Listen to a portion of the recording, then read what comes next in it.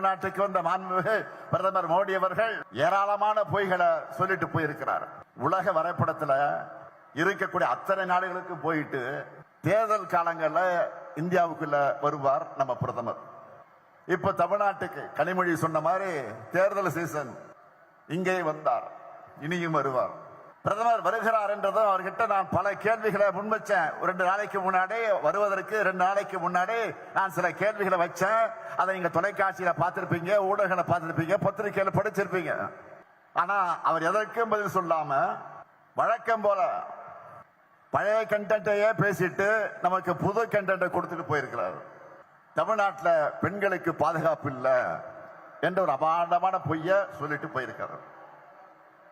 பெண்களான நீங்க சொல்லுங்க, தமிழ்நாட்டில் பெண்களுக்கு பாதுகாப்பு இல்லையா? தமிழ்நாட்டில் பெண்களுக்கு பாதுகாப்பு இல்லையா? எப்படி கூச்சம் இல்லாமல் போய் பேசுறார் பாருங்க. நாட்டில் இப்ப என்ன நடந்துகிட்டு இருக்கு? பாஜக ஆளக்கூடிய மாநிலங்கள்ல குறிப்பா பாஜகவினரால் பெண்கள் படும் தொல்லைகள்னு எல்லாத்தையும் தெரிஞ்சுக்கிட்டு தமிழ்நாட்டு மேல அவதூறு பரப்ப பிளைட்ல வந்துட்டு போயிருக்கார். மாண்புமிகு பிரதமர் அவர்களை ஆயிரக்கணக்கான பெண்கள் கூடியிருக்கக்கூடிய இந்த மாநாட்டு மேடையிலே நின்று கொண்டு நான் தலை நிமிர்ந்து சொல்லுகிறேன், இந்திய மாநிலங்களிலேயே பெண்களுக்கு பாதுகாப்பான மாநிலம் எங்க தமிழ்நாடு தான்.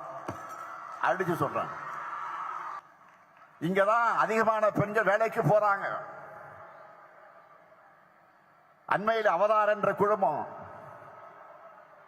இந்தியாவில் பெண்களுக்கான பாதுகாப்பு, ஆரோக்கியம், கல்வி முதலான சமூக காரணிகளை சிறந்து விளங்குகிற நகரங்களோட பட்டியலை வெளியிட்டு இருக்கிறாங்க. 125 நகரங்கள் கொண்ட இந்த பட்டியல்ல முதல் 25 நகரங்கள்ல சென்னை, கோவை, திருச்சி, மதுரை, சேலம், வேலூர், ஈரோடு ஆக 7 நகரங்கள் இருந்துச்சு. இதெல்லாம் உங்களுக்கு தெரியுமா? மாண்புமிகு பிரதமர் அவர்களை மணிப்பூரை மறந்துட்டீங்களா?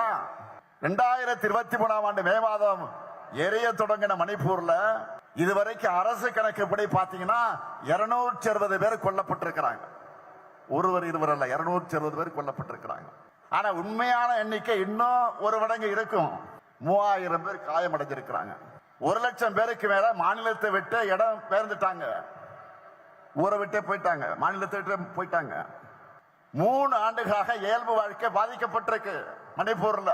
இத்தனைக்கு ஒன்றியத்தை ஆள்றது, மணிப்பூரை ஆண்டது பாஜக தான். ஆனா அவங்க டபுள் இன்ஜின் ஓட்டின டப்பா இன்ஜின் மணிப்பூர் மக்களை ஏன் காப்பாத்தல? மணிப்பூருடைய முதலமைச்சர் பிரேன் சிங் வீடு, அமைச்சர்கள் வீடு, எம்எல்ஏக்கள் வீடு, பிரேன் சிங் இன்னும் மருமகன் எம்எல்ஏவா இருக்கிறாரு, அவருடைய பெயர் இமோ சிங், அவருடைய வீடு எல்லாத்தையும் போராட்டக்காரர்கள் தாக்கி இருக்கிறாங்க, அடிமட்டமாக்கி இருக்காங்க. ஆனா மணிப்பூரை ஆண்ட பாஜகவால ஏன் அமைதியை ஏற்படுத்த முடியல? இதுதான் பாஜகவுடைய லட்சணமா? மாண்புமிகு பிரதமர் அவர்களே, போய் மணிப்பூரை உத்தரப்பிரதேசம் பாருங்க. ஒட்டுமொத்த இந்தியாவுக்கு பாஜக ஆளக்கூடிய மாநிலங்கள், அந்த 2 மாநிலங்கள் மூலமாகத்தான் போதைப் பொருட்களை பரவுதுன்னு ஆதாரங்களோட செய்தி வர்றது பத்திரிகை நீங்க படிக்கலையா?